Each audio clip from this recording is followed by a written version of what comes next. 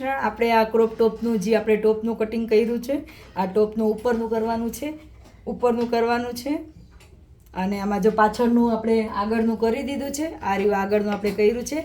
આવી જ રીતના પાછળનું કરવું છે. આપણે ગળું પલટાવીને જ આમાં કરવાનું છે, કેનવાસની જરૂર નથી. એટલે આપણે અહીંયાથી મૂકવાનું. હું તમને નાનું વિડીયોમાં અને 2 પાર્ટના વિડીયોમાં હું તમને આની વિડીયો મૂકીશ.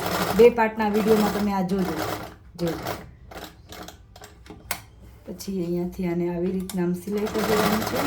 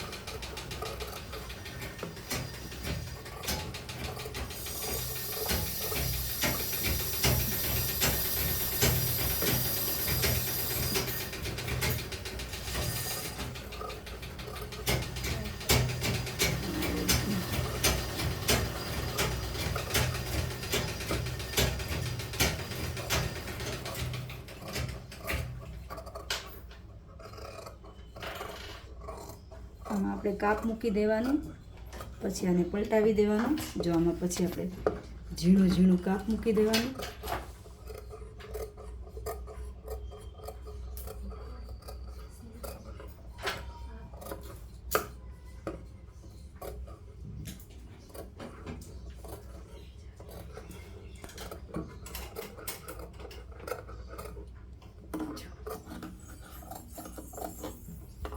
અને આમાં નીચે એક સિલાઈ કરી દેવાની. જો આવી રીતના સરસ કરીને પછી અહીંયાથી નીચે એક સિલાઈ કરી દેવાની. આને પલટાવવાનું કહેવાય કે આ પલટાયું છે.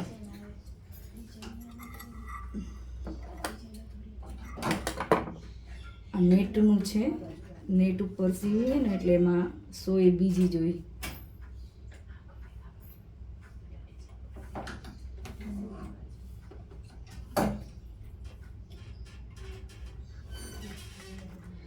જો પછી આમાં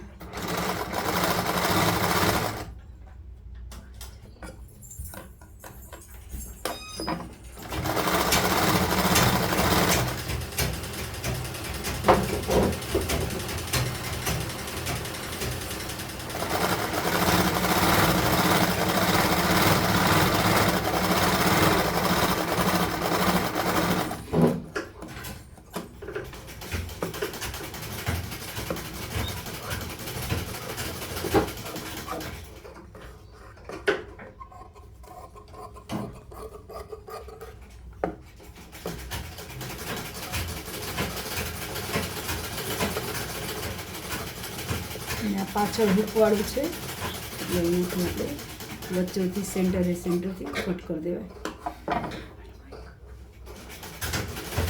જો આખું હવે આપણે બ્લાઉઝને આખું પલટાવી દેવાનું.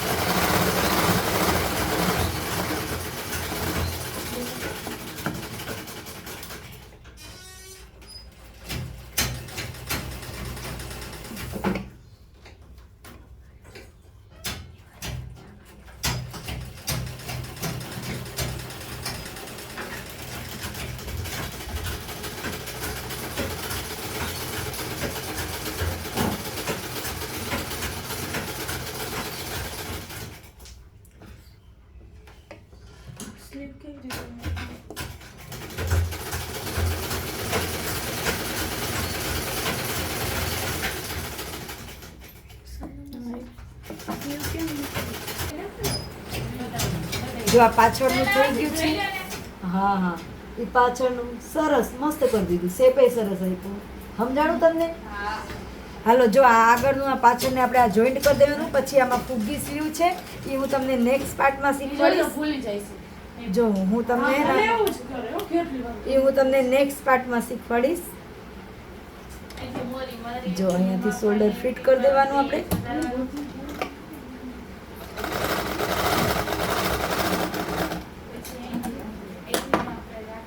જો